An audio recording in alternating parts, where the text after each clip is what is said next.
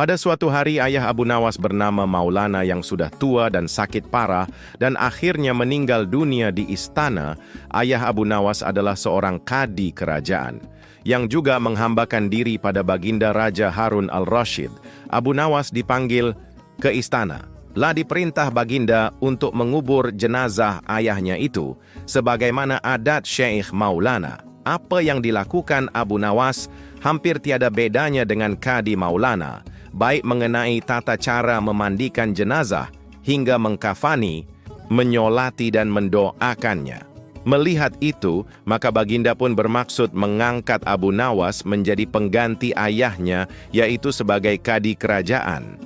Kabar tentang akan dipilihnya sebagai kadi menggantikan ayahnya pun sampai ke telinga Abu Nawas. Setibanya di rumah setelah selesai dari upacara pemakaman ayahnya, Abu Nawas pun tiba-tiba mulai bertingkah aneh tidak seperti biasanya. Abu Nawas mengambil sepotong batang pisang dan mulai menunggangi pohon tersebut layaknya kuda sambil berlari-lari berteriak-teriak. Melihat tingkah aneh Abu Nawas, orang-orang pun merasa sangat heran dan banyak di antara mereka menyangka jika Abu Nawas sudah gila. Pada hari berikutnya, Abu Nawas mengajak anak-anak kecil beramai-ramai menuju makam ayahnya dengan membawa segala macam alat-alat permainan.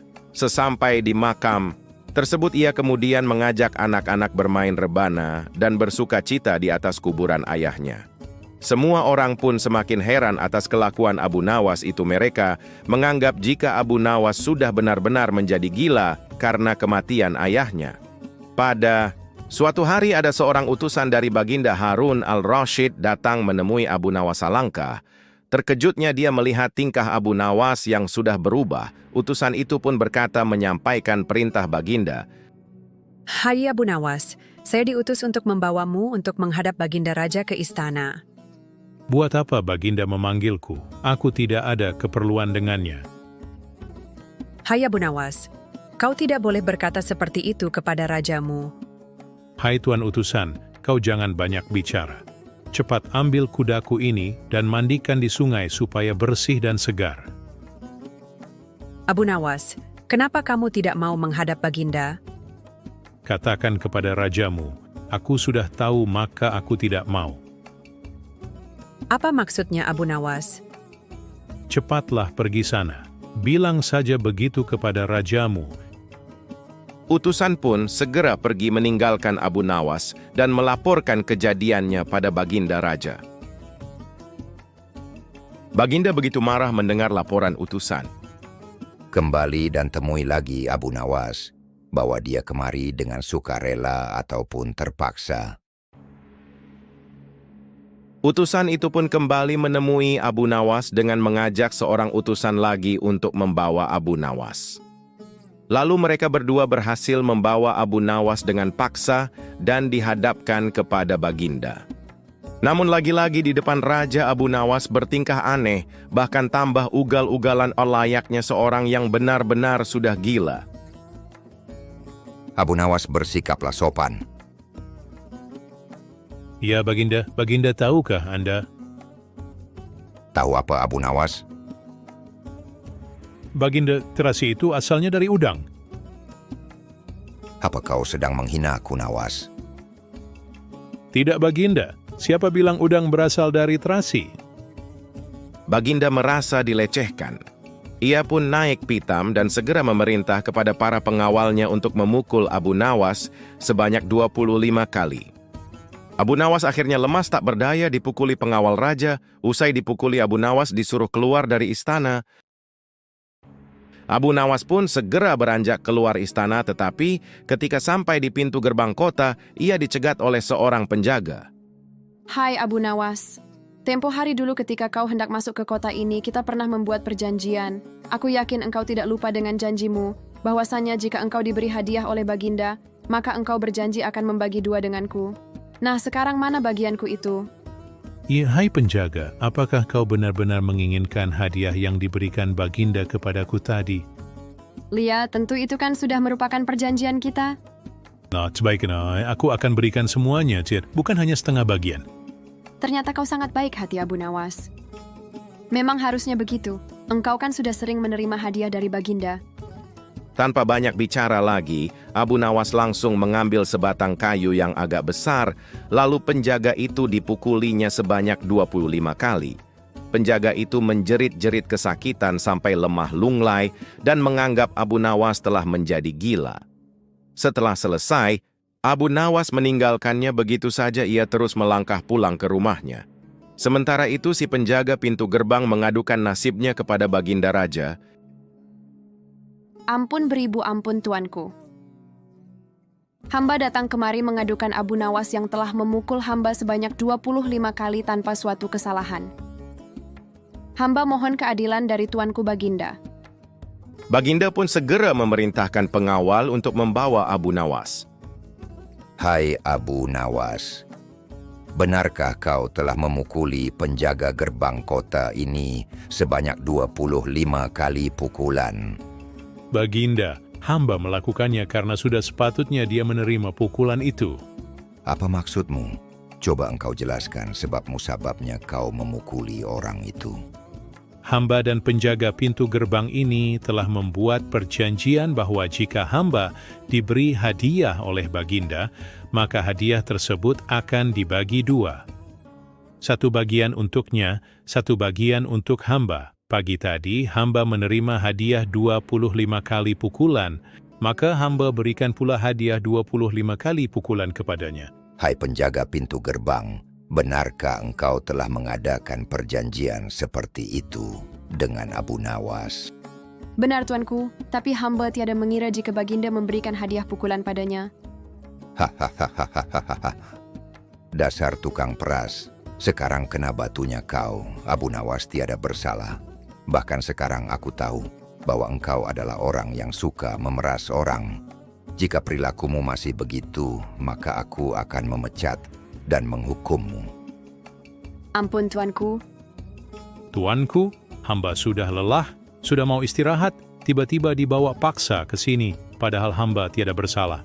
Hamba mohon ganti rugi, sebab jatah waktu istirahat hamba sudah hilang karena panggilan Baginda. Padahal besok hamba harus mencari nafkah. Hahaha. Jangan khawatir Abu Nawas. Baginda kemudian memberikan sekantong dinar kepada Abu Nawas. Abu Nawas pun pulang dengan hati gembira tapi tetap bertingkah seperti orang gila.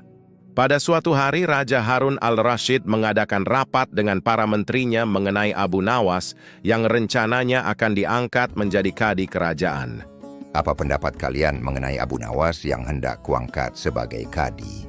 Melihat keadaan Abu Nawas yang semakin aneh tingkahnya, maka sebaiknya tuanku mengangkat orang lain saja menjadi kadi. Tuanku Abu Nawas telah menjadi gila, karena itu dia tak layak menjadi kadi. Baiklah, kita tunggu dulu sampai 21 hari lagi. Karena sekarang, ayahnya baru saja meninggal dunia. Jika selama 21 hari lagi tidak sembuh-sembuh juga, barulah kita akan memilih orang lain saja. Sebulan lebih waktu berjalan namun Abu Nawas masih bertingkah gila. Maka Baginda pun mengangkat orang lain menjadi kadi kerajaan. Konon kadi yang dipilih seseorang bernama Polan tidak lain memang merupakan orang yang sangat berambisi untuk menjadi kadi. Karena Abu Nawas tidak jadi diangkat, si Polan pun mempengaruhi orang-orang di sekitar Baginda untuk memilih dan mengangkatnya menjadi kadi. Begitu mendengar jika kadi baru sudah diangkat, Abu Nawas pun kembali bersikap normal. Ia sangat bersyukur karena terlepas dari bala yang mengerikan.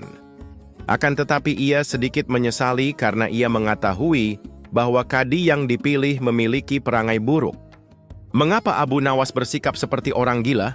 Ceritanya, pada suatu hari ketika ayahnya Abu Nawas yang sudah tua dan mulai sakit parah, Abu Nawas dipanggil untuk menemui ayahnya tersebut karena ayahnya ingin menyampaikan beberapa pesan padanya sebelum meninggal dunia.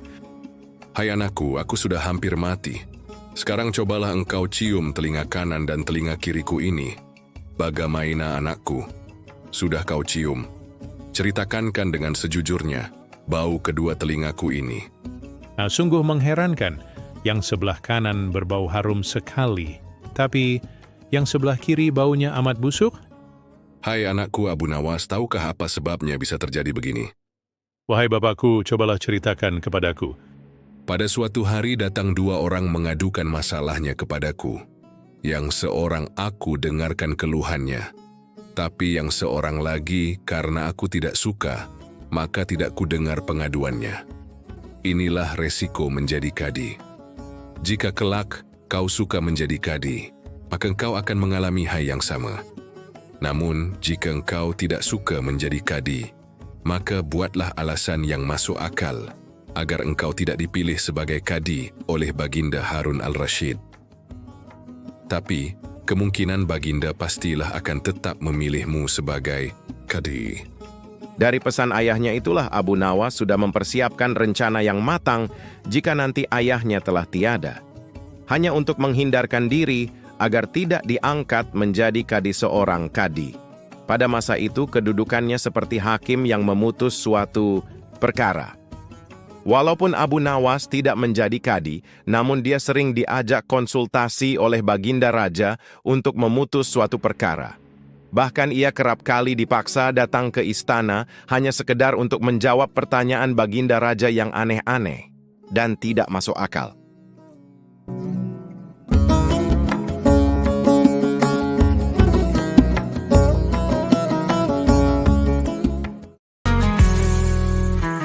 عندما تصبح سيادة الشمس ما هي سيادتك فهذا هو الحق اشتقت لشوقك الذي تجاهلت يوما في الحقيقة كالقى انكسرا لشوق زمجدان